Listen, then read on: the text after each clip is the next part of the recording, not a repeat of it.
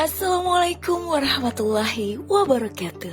Selamat pagi anak cerdas, unggul, dan berkarakter. Berjumpa kembali dengan Ibu Deviana dalam pembelajaran Bahasa Indonesia.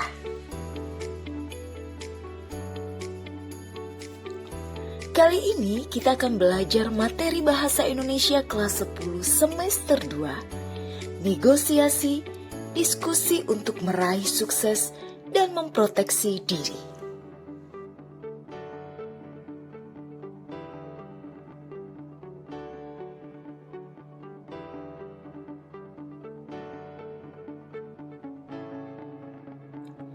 Dalam hidup, manusia tidak bisa hidup sendiri, dan banyak kebutuhan atau masalah yang pemenuhan atau penyelesaiannya perlu melibatkan pihak lain. Dalam hal seperti inilah, kita perlu melakukan negosiasi.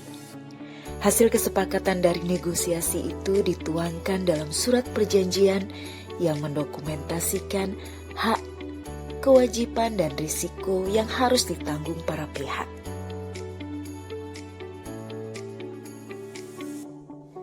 Perjanjian yang ditandatangani bersama para pihak itu akan menjadi pedoman dalam menjalankan suatu aktivitas bersama, mencegah sengketa, serta mengatasi masalah-masalah yang timbul kemudian.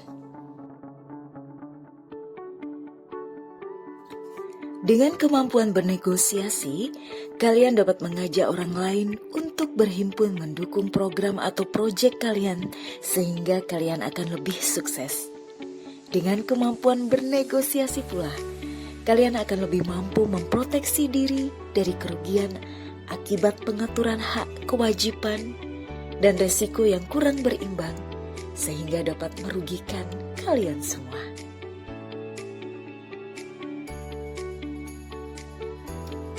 Jika kalian membeli sesuatu, misalnya laptop, tentu kalian akan menawar agar harga dikurangi, minta fasilitas tambahan seperti memori eksternal, headset, install bermacam-macam software, garansi, dan sebagainya.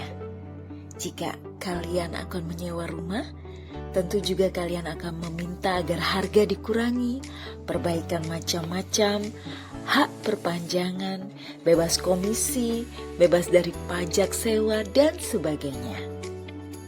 Kalau kalian minta suatu kontraktor untuk mengerjakan proyek, mungkin juga kalian akan minta agar harga dikurangi, syarat bahan yang akan digunakan, syarat proses pengerjaan, jaminan kualitas, dan sebagainya.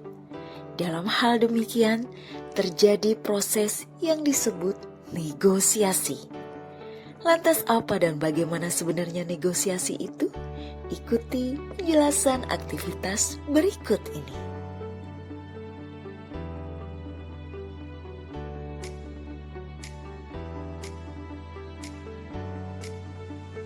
Negosiasi ialah proses berdiskusi, berunding guna mencapai kesepakatan bersama antar satu pihak dengan pihak lain.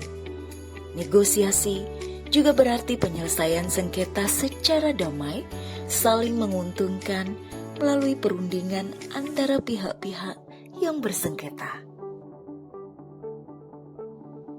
Negosiasi berfungsi atau bertujuan untuk mencari kesepakatan bersama di antara pihak-pihak yang mempunyai perbedaan kepentingan.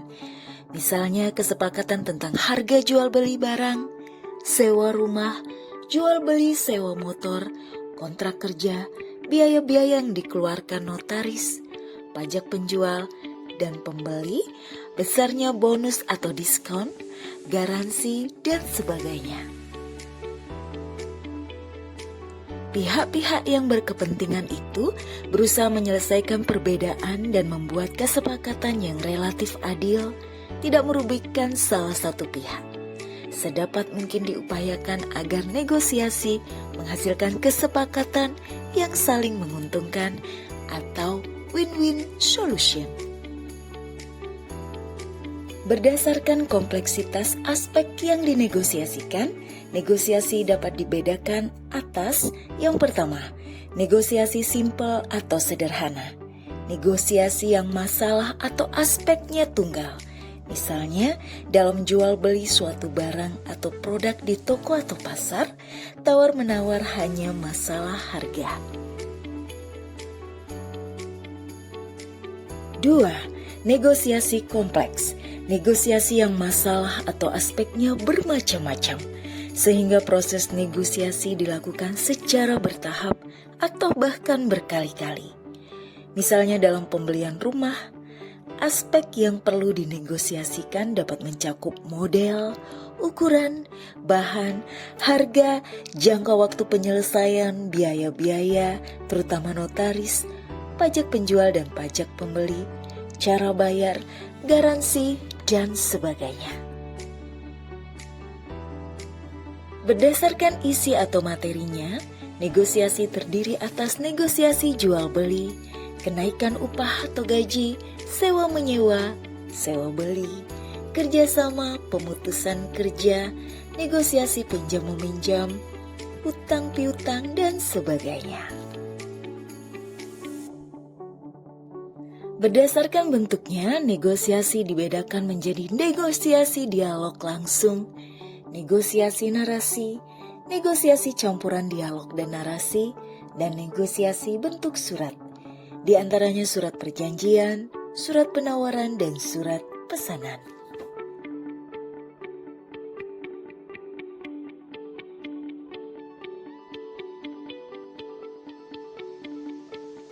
Struktur dasar teks negosiasi yang lengkap terdiri atas orientasi, pengajuan, penawaran, dan persetujuan menurut Kemendikbud 2016 163 164. Serta biasanya ada penutup. Mari kita bahas yang pertama, bagian pembuka atau orientasi. Sebelum dilakukan negosiasi atau tawar-menawar, umumnya terjadi orientasi terlebih dahulu. Orientasi berisi pengenalan pihak-pihak yang akan bernegosiasi. Bagian ini diawali dengan kegiatan verbal dan non-verbal. Kegiatan verbal di bagian awal berupa salam pembuka dan perkenalan pihak-pihak yang bernegosiasi. Kegiatan nonverbal dapat berupa senyuman, salaman atau jabat tangan, anggukan kepala, membungkukkan badan, dan sebagainya. Orientasi bisa berisi basa-basi seperti salam, perkenalan partisipan, dan pengenalan objek negosiasi. Berikut ini contoh dalam negosiasi orientasi bagian basa-basi. Pada distributor, selamat siang. Selamat siang. Apa kabar? Baik, alhamdulillah.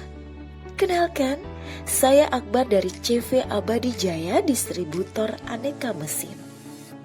Saya Hartono, pemilik toko Teknika Harapan. Berikut contoh pengenalan objek. Contoh kedua. Selamat siang Pak, ada yang bisa kami bantu? Selamat siang, maaf, ada mesin filler cup yang handal? Ada, silakan dilihat, siapa tahu cocok Pak. Struktur negosiasi yang kedua adalah pengajuan dan penawaran. Bagian ini berisi ucapan yang berisi tawar-menawar atau tarik ulur para pihak yang bernegosiasi. Dalam jual beli, di sini pembeli sebagai pihak kedua menawar dan penjual sebagai pihak kesatu menawarkan kembali dengan harga baru, wawasan baru, atau fasilitas yang belum diketahui pembeli. Berikut ini contohnya. Pengajuan oleh pembeli ketika ia menawar. Kalau mesin sedot air ini 1 juta saja boleh kan? Tapi saya ingin coba. Bisakah minta tolong hidupkan mesinnya? Bagian penawaran oleh penjual. Ia menawarkan kembali. Maaf belum bisa, harga belinya belum dapat. Ini barang buatan Jepang, bagus dan awet. Ini adalah contoh untuk memberikan wawasan baru. Tapi untuk Bapak bisa dikurangin 100. Jadi 1.200.000. memberikan harga baru. Fasilitasnya lengkap, kunci-kunci, selang sedot 3 meter beserta saringannya, dan selang sembur 3 meter. Di tempat lain fasilitas itu dihitung tersendiri. Fasilitas yang belum diketahui pembeli diinformasikan oleh penjual. Berikut contoh tawar-menawar dimulai oleh pihak pertama. Contoh 1. Pihak 1. Mas Sudar, saya minta tolong bangunkan rumah. Ini desainnya sesuai RAB. Biayanya 250 juta rupiah. Pihak kedua. Setelah mengamati beberapa saat. Maaf Pak, apakah tidak bisa naik sedikit? Kalau 275 juta bagaimana Pak? Ongkos tenaga dan harga material sekarang sudah naik banyak Pak.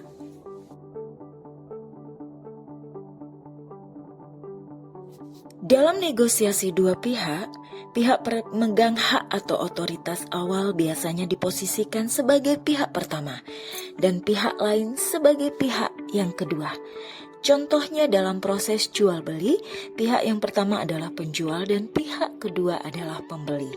Dalam sewa menyewa, pihak pertama adalah pemilik dan pihak kedua adalah penyewa. Berikut ini contoh tawar-menawar dimulai oleh pihak kedua dan penawaran dilakukan oleh pihak pertama. Pihak kedua, wakil karyawan. Kami mewakili teman-teman buruh menuntut kenaikan upah. Kami tidak dapat memenuhi kebutuhan hidup yang layak dengan upah sebesar 1-2 juta. Apalagi sekarang ada kenaikan harga-harga kebutuhan hidup. Sekali lagi kami menuntut adanya peningkatan upah, paling tidak sebesar 2 juta. Pihak 1, wakil direksi. Itu tidak mungkin, perusahaan bisa bangkrut. Nanti saya usulkan ke direksi sebesar 1,6 juta. Struktur negosiasi yang ketiga adalah bagian persetujuan. Setelah kegiatan pengajuan, penawaran atau tawar-menawar, tercapailah persetujuan, yaitu adanya kesepakatan yang saling menguntungkan pihak-pihak yang bernegosiasi. Persetujuan dapat berisi berbagai hal, seperti harga, pembayaran, fasilitas, pengiriman, garansi, dan sebagainya. Berikut ini contoh bagian persetujuan penjual. Sebenarnya belum, tapi baiklah untuk Bapak saya kasihkan. Pembeli, terima kasih, lain kali saya akan membeli di sini lagi. 4. Bagian penutup. Bagian ini berupa kegiatan verbal dan non-verbal dari akhir negosiasi. Kegiatan verbal berupa ucapan salam penutup dan ucapan terima kasih. Sedangkan kegiatan non-verbal berupa senyuman, jabat tangan, lambaian tangan, dan sebagainya. Berikut ini contoh bagian penutup dalam teks negosiasi penjual. Uangnya pas ya Pak, terima kasih. Barang bisa langsung dibawa, nanti dibantu staf untuk menaikkan ke mobil Bapak. Pembeli, terima kasih, permisi.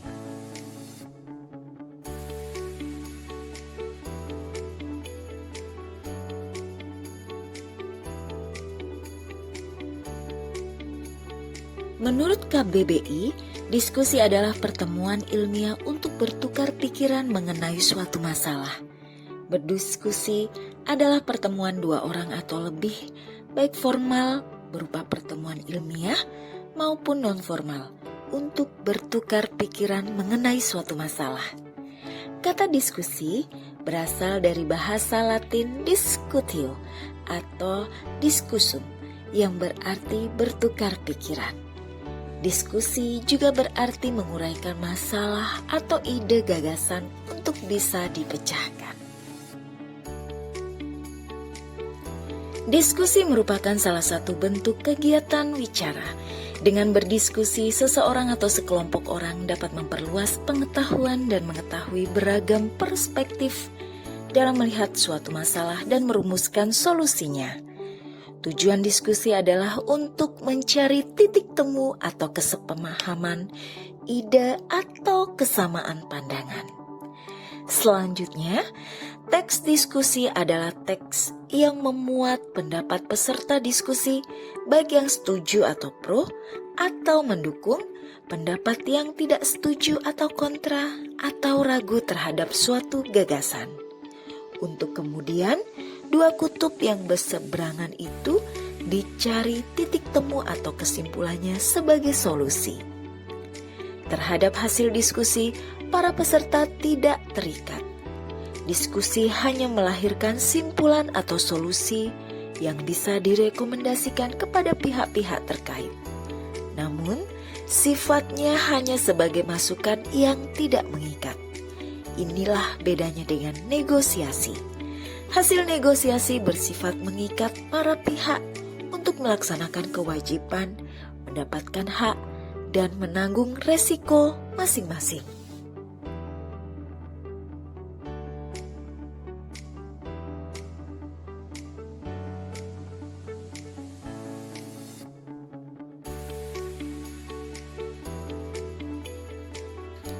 Ciri kebahasaan dalam teks negosiasi dapat dijelaskan sebagai berikut. Yang pertama, bahasa yang santun. Bahasa yang santun yaitu bahasa yang mendukung sikap atau pernyataan yang menghargai orang lain. Contohnya, penjual. Silakan Pak, pilih-pilih mesin apa? Pembeli, permisi, ada mesin potong rumput. Penjual kepada pelayan. Mbak Ida, tolong antar Bapak ini ya. Perhatikan, kepada pelayan saja si penjual meminta tolong dan memanggil Mbak. Ini menunjukkan betapa santunnya. Juga kepada konsumen, penjual memanggil dengan sapaan Pak. Kata Pak adalah kata sapaan keakraban. Ini lebih santun daripada sapaan Anda atau kamu. Menggunakan kata atau ungkapan penghalus, terima kasih, maaf, silakan, permisi, dan sebagainya. Ciri yang kedua adalah pronomina atau kata ganti dan kata sapaan. Yang pertama, pronomina adalah kata ganti orang. Perhatikan contoh berikut ini. Baiklah Bu, saya menerima, jawab Pak Abi. Perhatikan tabel berikut untuk mengetahui jenis kata tunggal dan jenis kata jamak.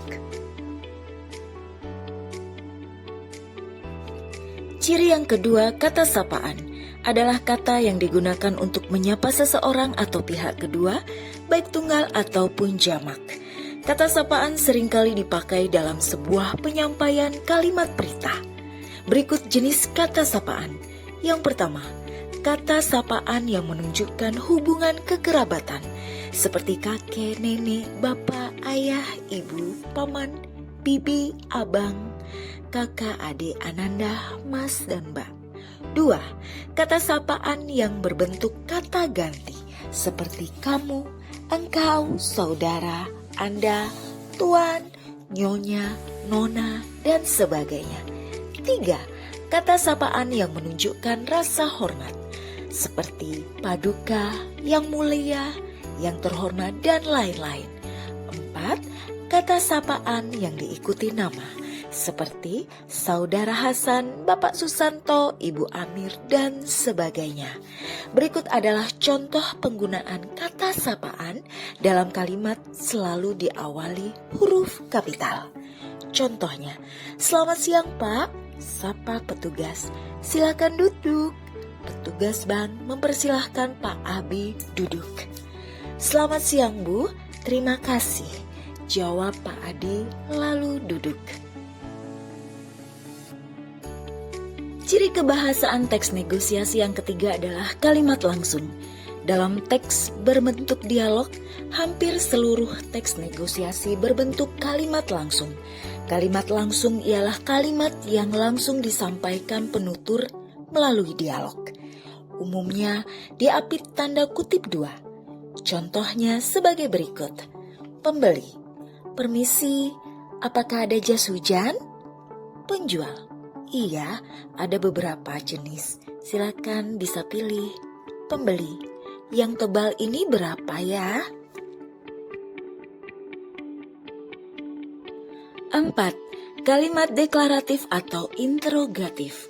Kalimat deklaratif atau kalimat pernyataan ialah kalimat yang isinya memberikan suatu informasi. Adapun kalimat interrogatif merupakan kalimat yang isinya menanyakan suatu informasi. Contoh kalimat deklaratif dan interrogatif dalam teks negosiasi adalah sebagai berikut. Pembeli, Pak, apakah di sini ada sepatu yang awet dan bagus tapi murah? Penjual, tentu ada Bu, silakan pilih. Sepatunya model baru, bagus dan murah. Baru datang dari Bandung Bu. 5. Kalimat permintaan atau permohonan. Kalimat permintaan atau permohonan termasuk jenis kalimat perintah. Kalimat permintaan lazimnya ditujukan kepada pihak yang lebih rendah atau muda. Sedangkan kalimat permohonan lazimnya ditujukan kepada pihak yang lebih tinggi atau tua. Berikut contoh kalimat permintaan. Kepala kantor, tolong buatkan surat untuk Pak Syarif. Staf, sudah Pak, sudah siap. Mohon Bapak tanda tangani dulu. 6. Kalimat persuasif. Kalimat persuasif merupakan kalimat yang bertujuan membujuk, menarik perhatian atau mempengaruhi. Berikut contoh dalam teks negosiasi. Pembeli, harga durian ini kok mahal sekali Bang? Penjual, ini durian kualitas terbaik Bu. Harganya jadi sedikit mahal. Durian ini baunya harum, rasanya sangat manis, dagingnya tebal dan lembut. Saya jamin Ibu tidak akan kecewa jika membelinya. 7. Tuturan pasangan. Tuturan pasangan yang merupakan bentuk tanya jawab antara pemberi, pembicara, dan lawan bicara. Dalam hal ini, tuturan pasangan merupakan bentuk respon atau tanggapan dari tuturan yang disampaikan pembicara. Adapun tuturan pasangan yang sering ditemui dalam teks negosiasi adalah sebagai berikut. Mengucapkan salam, membalas salam. Bertanya, menjawab, atau tidak menjawab. Meminta tolong, memenuhi atau menolak permintaan tolong. Meminta, memenuhi atau menolak permintaan. Menawarkan, menerima atau menolak tawaran, dan mengusulkan, menerima atau menolak usulan.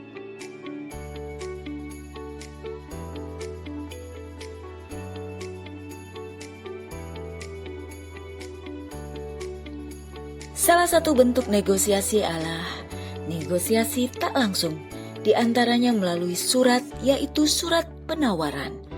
Teks surat penawaran yang lengkap perlu berisi hal-hal sebagai berikut.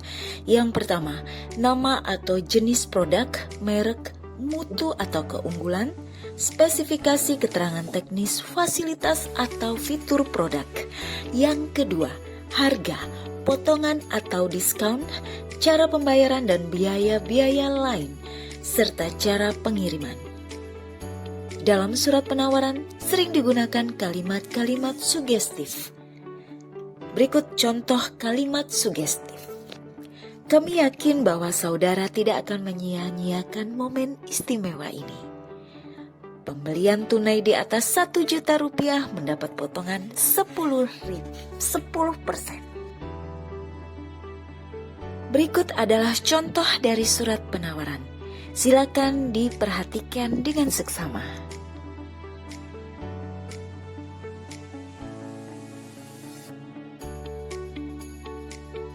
Demikianlah materi pembelajaran kita hari ini.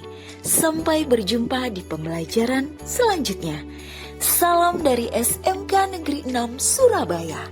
Cerdas, unggul, berkarakter. Wassalamualaikum warahmatullahi wabarakatuh. Sampai jumpa.